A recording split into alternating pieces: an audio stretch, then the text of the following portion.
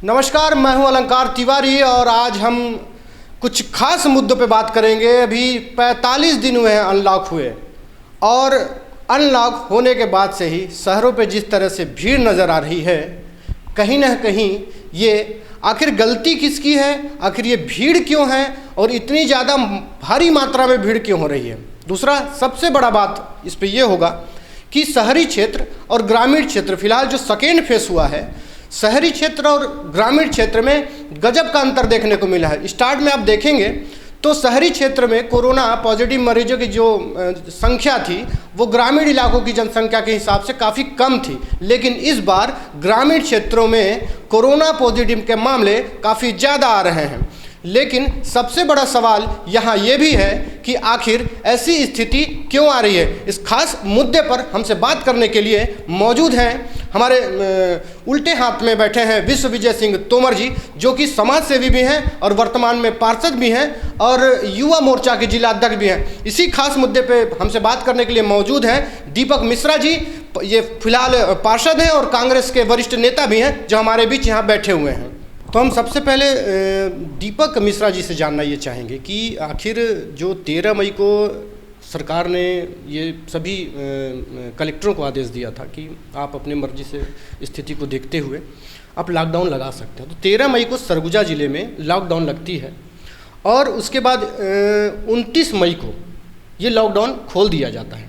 उसके बाद जो शहर में स्थिति नज़र आ रही है, उससे पहले मैं ये आपसे जानना चाहूँगा दीपक जी कि जो केंद्र सरकार ने कहा था कि 31 मई तक कम से कम लॉकडाउन रहना चाहिए, या फिर उन्होंने ये भी कहा था कि जून तक इस लॉकडाउन को बढ़ाया जाए, थोड़ी जल्दबाजी नहीं की राज्य सरकार ने?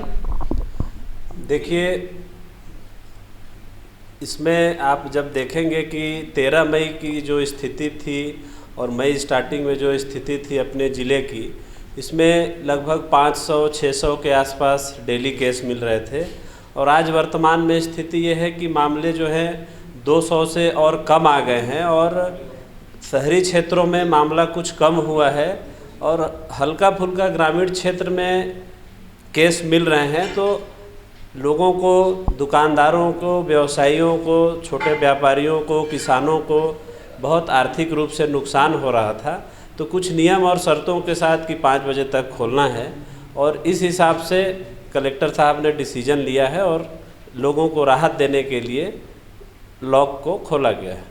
तो मैं ये जानना चाहूँगा आपसे कि शहरों में जिस तरह से लॉकडाउन खोल दिया गया है, गांव के भी वही स्थिति, लेकिन देखेंगे आप कि गांव पे अभी जो आंकड़ा है वो काफ़ी तीव्र गति से आगे जा रहा है। क्या कहेंगे आप इसको लेकर? कोरोना पॉजिटिव मरीज की संख्या बढ़ती चली जा रही है। दूसरा सबसे बड़ा मुद्दा उस पर आएंगे हम कि टेस्टिंग की बात होती है। तो पहले मैं ये जान लेना चाहूँगा कि गांव की स्थिति अभी आपकी नज़र में क्या है? शहर की तुलना से गांव में अभी संक्रमण ज़्यादा हो रहे हैं और इसका कारण ये है कि सरकार लगातार टेस्टिंग कर रही है। आप पूरे प्रदेश में देखेंगे तो 60 से 70 हज़ार डेली टेस्ट सरकार के द्वारा किया जा रहा है, स्वास्थ्य विभाग के द्वारा किया जा रहा है। तो स्वाभाविक है कि अगर टेस्टिंग ज़्यादा है तो उस हिसाब से एक्चुअल जो लोग संक्रमित है उनका दर भी ज़्यादा होगा। कई राज्यों में आप तुलना करेंगे वहाँ टेस्टिंग हो ही नहीं रहा है, इसलिए वहाँ पे संक्रमण कम दिखा रहा है। और हमारे लिए राहत की बात यह है कि हम 4.5% संक्रमण दर के आसपास हम चल रहे हैं। तो केंद्र सरकार और बाकी जगह की भी ये गाइडलाइन है कि जहाँ पे 5% से संक्रमण दर कम है वहाँ पे लॉकडाउन खोला जा सकता है। मतलब आप मान रहे हैं कि ग्रामीण क्षेत्रों में टेस्टिंग लगातार जारी है? लगातार जारी है। अपने ज़िले में लगातार 2000-2500 टेस्टिंग पर दिन कराए जा रहे हैं और उसमें अगर 150, 180, पिछले दिन 180 निकला था आसपास है, तो लगातार संक्रमण की दर कम होते जा रही है। और अगर कम होते जा रही है तो वैसे में बहुत दिन तक लॉकडाउन लगाया जाना उचित नहीं होगा, इसलिए कलेक्टर साहब ने अपने विशेषाधिकार का प्रयोग करके लॉकडाउन को खोलने का निर्णय लिया है कुछ नियम शर्तों के साथ। चलिए, लॉकडाउन खोल दिया गया है, 13 मई से लगा हुआ था, 29 मई को ये खोल दिया गया, ये देखते हुए कि संक्रमण की जो दर है वो कम हो गई है। लेकिन जैसे इनका कहना है मिश्रा जी का कि जो टेस्टिंग हो रहे हैं लगातार काफ़ी मात्रा में हो रहे हैं और उसी का ये असर देखने को मिल रहा है कि जो भी संक्रमित हैं वो सामने नज़र आ रहे हैं। लेकिन खासकर सरगुजा ज़िले में, और अन्य ज़िलों की हम बात करें तो कलेक्टर ने विशेषाधिकार का प्रयोग करते हुए कि अभी जो संक्रमण की दर है काफ़ी कम हो गई है और इन्हें अनलॉक कर देना चाहिए। मैं विश्वविजय सिंह जी से जानना चाहूँगा कि मिश्रा जी ने कहा कि जो टेस्टिंग है वो काफ़ी संख्या में हो रहे हैं और उस टेस्टिंग से जो मरीजों की संख्या आ रही थी वो पहले तो काफ़ी तेज़ हुई थी, लेकिन अभी संक्रमण दर काफ़ी कम हो गया है। इस पूरे मामले पे आप क्या कहना चाहेंगे? अंबिकापुर शहर में ज़रूर थोड़ा संक्रमण में कमी आई है, किंतु सरगुजा के गाँव में संक्रमण बहुत ज़्यादा है। मेरे पास ऐसे कई उदाहरण हैं, जैसे लुंड्रा क्षेत्र में अभी 4-6 दिन पहले जांच के लिए गए थे, वहाँ 60 लोगों की जांच हुई, उसमें से लगभग 35-36 पॉजिटिव निकल के जांच को बंद कर दिया गया। वैसे ही एक उसके बगल के गांव में गए, वहाँ भी लगभग 40 टेस्टिंग हुई, उसमें 25 प्लस निकल गए उसमें पॉजिटिव, वहाँ भी टेस्टिंग को बंद करके पूरे गाँव को कंटेनमेंट जोन घोषित कर दिया गया है। तो मैं जिस वार्ड का पार्षद हूँ उसमें मेडिकल कॉलेज हॉस्पिटल का आधा भाग आता है। मैं वहाँ की रोज़ की स्थिति से, सुबह शाम के मरीजों की स्थिति से भली भांति वाकिफ़ हूँ और मैं यह बिल्कुल कहता हूँ कि इस सरकार के पास कोरोना से लड़ने के लिए न कोई नीति है और न कोई नियत है। मुख्यमंत्री, स्वास्थ्य मंत्री और अन्य मंत्रियों में न कोई आपस का सामंजस्य है और इन्होंने अपने ऊपर सारी चीज़ों को न ले करके न कोई नीति बनाई, इन्होंने कलेक्टरों के ऊपर डाल दिया है।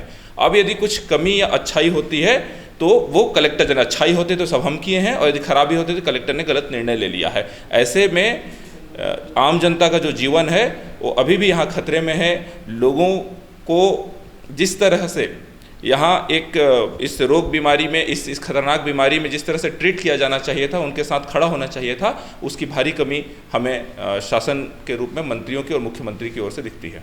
कैसे, क्या मतलब, क्या किस तरह से खड़े होने की बात आप कर रहे हैं? मेरे कहने का आशय यह है कि स्वास्थ्य मंत्री ने जिस तरह का टीकाकरण को लेकर के बयान दिया, जिस तरीके का कोवैक्सीन को लेकर के उन्होंने गलतफहमी पैदा करने की कोशिश की, आज एक बड़ा विषय यह भी है, लॉकडाउन खुलेगा तब जब संक्रमण दर में कमी आएगी, या लॉकडाउन खोलना तभी चाहिए जब संक्रमण कम हो। हमको अभी कोरोना से बचाव करना है। कोरोना से बचाव के लिए हमको जो 2 गज दूरी, मास्क है जरूरी, के अलावा एक जो ऑप्शन दिखता है, एक जो सामने दिखता है वो है टीकाकरण। इस टीकाकरण को लेकर गांव में जो भ्रांतियां फैली, जो गलतफहमियां पैदा हुई, कहीं ना कहीं इसके पूरे के पूरे जिम्मेदार जो है वो यह सरकार है, स्वास्थ्य मंत्री है और स्वास्थ्य मंत्री की गलत बयानबाजी है। स्वास्थ्य मंत्री की बयानबाजी, ये बात सामने आ रहा है। आखिर ये ऐसी जो बीच में बातें आई थी कि वैक्सीन को लेके कि जो कि सभी को मालूम है, इस पे आपका क्या कहना है कि ये जो वैक्सीनेशन को लेके इन्होंने कहा था, एक माहौल क्रिएट किया था इस मसले को लेकर? इसमें मेरा ये कहना है कि केंद्र सरकार वैक्सीनेशन मामले में पूरी तरह से फेल हो चुकी है। आप देखेंगे कि पहले जितने प्रतिदिन वैक्सीन होते थे पिछले महीने में, उससे जस्ट संख्या आधी हो गई है। अगर आप छत्तीसगढ़ की बात करते हैं कि छत्तीसगढ़ के मुख्यमंत्री ध्यान नहीं दे रहे हैं, छत्तीसगढ़ के स्वास्थ्य मंत्री ध्यान नहीं दे रहे हैं, तो बाकी जहाँ पे बीजेपी शासित राज्य हैं उनमें क्यों दिक्कत आ रही है? दिल्ली केंद्र शासित प्रदेश है, दिल्ली वहाँ पे हाई कोर्ट, सुप्रीम कोर्ट फटकार लगाती है, वहाँ कभी ऑक्सीजन की कमी रहती थी, कभी टीका नहीं है। बीजेपी शासित राज्यों में भी टीकाकरण केंद्रों को बंद कर दिया गया है। इसका सीधा सा ये दर्शाता है कि लोगों को, राज्य में जितने भी मुख्यमंत्री हैं उनको पर्याप्त मात्रा में टीका नहीं मिल पा रहा है और सिर्फ केंद्र सरकार में बैठे, चाहे प्रधानमंत्री नरेंद्र मोदी हों या फिर अमित शाह हों या उनके जो स्वास्थ्य मंत्री हैं, वो सिर्फ गाल बजाने का काम कर रहे हैं। लोगों को सबसे पहला मास्क है ज़रूरी, सोशल डिस्टेंस है ज़रूरी, और जो सबसे ब्रह्मास्त्र के रूप में काम करेगा टीकाकरण का, और सरकार उसी में और इसकी धीमी हो गई है गति। रोज़ हमको और अपने स्पीड को बढ़ाना है। आप समाचार पत्रों के माध्यम से और कहीं सुनते होंगे कि अब जितना हम लोग पिछले महीने में कर रहे थे अप्रैल में, उससे आधे आंकड़े में आ गए हैं, टीकाकरण नहीं हो पा रहा है। तो ये साफ दर्शाता है कि टीका की भारी कमी है और केंद्र सरकार उसकी आपूर्ति नहीं कर पा रही है। पहले तो आपने, लेकिन मिश्रा जी, यहाँ पास ये है कि जो बातें विभिन्न अखबारों में आ रही थी कि कई टीका ऐसे हैं जो बर्बाद हो चुके हैं, देश में दूसरे नंबर पे हैं। नहीं, टीका कुछ जगहों पर हुआ है और उसको निरंतर सुधार किया जा रहा है। आपने सुना होगा कि स्वास्थ्य मंत्री और अन्य नेताओं का बयान आया कि जैसे एक अपन टीका का वो खोलते हैं तो उसमें जब तक 10 लोग अवेलेबल नहीं हो तब तक उसका टीकाकरण नहीं किया जाना है, तो उसमें निरंतर सुधार आ रहा है। और आप अपने कमी को छुपाने के लिए कि भाई हमारे पास टीका का हम बर्बादी कर रहे हैं या राज्य सरकार बर्बाद करे, आप टीका दे ही नहीं पा रहे हैं। आज के स्थिति में ये है कि 50 लाख कोवैक्सीन, 50 लाख कोविशील्ड का सरकार ने ऑर्डर दे रखा है, और केंद्र सरकार से पूछे बिना ये जो उत्पादक कंपनियां हैं ये राज्य सरकारों को दे नहीं रही हैं। इसलिए टीकाकरण का काम एकदम धीमी गति से चल रहा है, और जिस स्पीड से अभी चल रहा है आगे 3-4 वर्षों में हमारे देश में टीकाकरण का काम पूरा नहीं हो पाएगा जब तक टीकाकरण के लिए कोई ठोस रणनीति केंद्र सरकार नहीं बनाती है। बहुत बड़ी बात कर रहे, क्या कहना चाहेंगे आप इस बात को? मैं अपने कांग्रेसी मित्र के लिए कहना चाहूँगा कि इन्हें सपने में भी मोदी जी और अमित शाह नजर आते हैं। जहाँ तक इन्होंने कोर्ट की बात की, न्यायपालिका की बात की, छत्तीसगढ़ में हाई कोर्ट ने लगातार इनके टीकाकरण की नीति को लेकर के फटकार लगाई। इन्होंने हाई कोर्ट को भी गुमराह करने का प्रयास किया। इन्होंने नीति सामने लाई थी उससे बचने का हाई कोर्ट में प्रयास किया है। जो इन्होंने नीति टीकाकरण को लेकर छत्तीसगढ़ में लाई, इससे पूरे देश में और किसी राज्य ने ऐसा नहीं किया है, पहली बात। दूसरी बात यह कि टीकाकरण को लेकर के जो राशि 18 साल से 44 वर्ष के युवाओं को जो टीका लगना था उसके लिए जो राशि जब जमा करनी थी, ये गाल बजाते रहे, असम चुनाव में व्यस्त रहे। इन्होंने उस समय पैसा सही तरीके से जमा किया नहीं, बाकी राज्यों ने कर दिया। 50% जो एडवांस समय जमा करना था उन्होंने छत्तीसगढ़ ने किया नहीं। अभी जाकर के कुछ दिनों पहले इन लोगों ने कुछ पैसा जारी किया, इन लोगों ने पैसा केंद्र को टीकाकरण के लिए, टीका के लिए दिया है। तीसरी बात मैं ये कहना चाहता हूँ कि पहली बार जब पहली लहर कोरोना की आई उस समय ही शराब पर सेस लगाया गया, कोरोना सेस के नाम से। उसके 600 करोड़ रुपए इस राज्य सरकार के पास जमा है। एक एक गरीब, ऐसे छोटे वर्ग के कर्मचारी, ऐसे कर्मचारी जो जान को खिलवाड़ पे रखकर इस कोरोना से लड़ने में एक फ्रंट भूमिका में है, जैसे पुलिस के लोग हैं, जैसे हॉस्पिटल के कर्मचारी हैं, डॉक्टर्स हैं, नर्सेज हैं, छोटे छोटे गांव के कोटवार हैं, सचिव हैं, जो सीधे कोरोना से लड़ रहे हैं, उनका भी जो वेतन है एक दिन का काट लिया गया। वो लगभग 300 करोड़ रुपए होता है। इतना पैसा कोरोना के नाम पर काटने के बावजूद आपने विधायकों का पैसा, अभी विधायक निधि का पैसा ले लिया। इतना पैसा होने के बाद आखिर जब टीका का पैसा केंद्र को देना है तो आप दे क्यों नहीं? आखिर वो पैसा जा कहाँ रहा है? पैसा आखिर जा कहाँ है जो पैसा देना है? आप देखे होंगे कि छत्तीसगढ़ की जो स्वास्थ्य सुविधा है, पूरे भारतवर्ष में जितनी व्यवस्था यहाँ है वो किसी भी राज्यों में नहीं है। आपने कभी नहीं सुना होगा कि कोई ऑक्सीजन की कमी से कोई मरीज मर रहा है। दिल्ली में जहाँ पे नरेंद्र मोदी बैठते हैं, जहाँ पे अमित शाह बैठते हैं, वहाँ पे आप देखिए रोज़ ऑक्सीजन के लिए हाहाकार हो रहा था। आप यूपी में चले जाइए, आज एक मैं टीवी में देख रहा था, वीडियो वायरल हो रहा था, यूपी के बलरामपुर ज़िले की घटना है। पुल से कोरोना पॉजिटिव मरीज का लाश को नदी में बहाया जा रहा था। आप पिछले दिनों समाचार पत्र और पूरे यूपी में खबर था कि इतनी लाशें यहाँ कहाँ से रही हैं। हम जो है आंकड़ा सही बताते हैं, बीजेपी जो है आंकड़े को छुपाती है। पूरे यूपी में मेरे को लगता है कि लाखों की संख्या में लोग मरे होंगे, और बीजेपी जो सरकार है वहाँ पे वो आंकड़ों को छुपाने का काम कर रही है। आप कभी सरगुजा में ये चीज़ को नहीं सुन पाए होंगे कि कोई ऑक्सीजन की कमी है या किसी को किसी दवाई की कमी है। निरंतर आज हम लोगों ने, पूरे नगर निगम के पार्षद ने अपने मद से 75 हज़ार रुपये दे के हम लोग 20 नए और ऑक्सीजन बेड का, ICU बेड का निर्माण करने जा रहे हैं। डेली हम लोगों ने क्वारंटाइन सेंटरों को बढ़ाया, वहाँ पे ऑक्सीजन बेड को बढ़ाया, और केंद्र सरकार का जो एकमात्र काम है कि आपको टीका अवेलेबल कराना है। अगर केंद्र सरकार नहीं कर पा रही है, इसलिए उन्होंने राज्यों को जिम्मा दे दिया कि भाई आप अपने हिसाब से टेंडर करो। जब आप 45 साल से लेके ऊपर के लोगों को टीकाकरण आप अपने माध्यम से लगवा सकते थे, तो 45 साल और 18 साल के जो बीच के जो युवा हैं इस देश की, जो 60 से 70% आबादी युवाओं की है, उन्होंने क्या गलती किया था कि आप उनको दूसरे के भरोसे छोड़ दिए, राज्यों के भरोसे छोड़ दिए। आज दिल्ली में जाइए, वहाँ पे आपको सुनने को मिलेगा कि टीकाकरण बंद हो गया है। आप राजस्थान में जाइए, आप मध्य प्रदेश में जाइए, आप हिमाचल प्रदेश में जाइए, हर जगह ये स्थिति है। अगर सिर्फ ये स्थिति छत्तीसगढ़ में होती तो कोई कह सकता था कि भाई हाँ ठीक है, ये कमी छत्तीसगढ़ में है। पूरे देश में ही 18 से 44 साल के लोगों को टीकाकरण का अभाव क्यों हो गया है? इससे ये साफ होता है कि केंद्र सरकार जो है टीका का उत्पादन जितना होना चाहिए था उतना नहीं कर पा रही है, उसके पास कोई ठोस रणनीति है नहीं। कितने लोगों ने बोला कि और लोगों से बात करिए जो टीका बनाते हैं, इससे अपना प्रोडक्शन बढ़ेगा, लेकिन पता नहीं इन 2 लोगों को ही क्यों दे के रखा है। और ये एक महामारी है, पूरे देश के लोग आज कोरोना से त्राही त्राही कर रहे हैं। केंद्र सरकार बाकी जब 45 साल से ऊपर को दे रही है तो फ्री में दे रही थी। आपके पास जब पैसे का कोई कमी नहीं है तो 44 साल से 18 साल के लोगों को आप क्यों नहीं निःशुल्क टीका दिलवा रहे हो? आप क्यों राज्यों के भरोसे उनको छोड़ रहे हो? आप कुछ कहना चाह रहे थे इस पूरे मसले को लेकर? देखिए, इन्होंने जो बातें कही हैं उसमें से हम बात कर रहे हैं छत्तीसगढ़ सरगुजा की। हमारे मित्र सरगुजा छत्तीसगढ़ में बारे में बात ही नहीं करेंगे, उत्तर प्रदेश, दिल्ली, राजस्थान ही घूमेंगे, ये मुझे पता है। भूपेश बघेल जब असम में व्यस्त थे तो दुर्ग से बहुत सारी तस्वीरें सामने आई। इन्होंने तस्वीरों की बात की, इन्होंने कोरोना से जो नहीं रहे वैसे शवों की बात की। दुर्ग में जो भयावह तस्वीर आई उस समय भी भूपेश बघेल असम चुनाव के प्रभारी बनकर असम के चुनाव में व्यस्त थे। उसके बाद वो यहाँ आए। इसके अतिरिक्त बीच के काल में जो इनके द्वारा एक, जैसे कि कोरोना कुछ था ही नहीं, कोरोना कुछ है ही नहीं, जिस तरह का वातावरण का निर्माण छत्तीसगढ़ में किया गया, इनके द्वारा बड़े बड़े क्रिकेट टूर्नामेंट आयोजन कराए जाने लगे, इनके द्वारा मैन पाट कार्निवाल कराया जाने लगा। यहीं सरगुजा के एक विधायक है जो मंत्री जी हैं, वो कहते थे कि कार्निवाल होना ही चाहिए, यहाँ लोग शराब पीने जाते हैं, कोई पूजा करने थोड़ी जाते हैं। ऐसे मतलब बेतुका बयान। और सबसे बड़ी बात, संस्कृति मंत्री यहाँ के जो हैं अमरजीत भगत जी, वो अभी फोटो पोस्टर छप रहा है पेपर में, उनके लोग बयान दे रहे हैं कि सूरजपुर में इतने कूलर भेजे, बलरामपुर में इतना कूलर भेजे।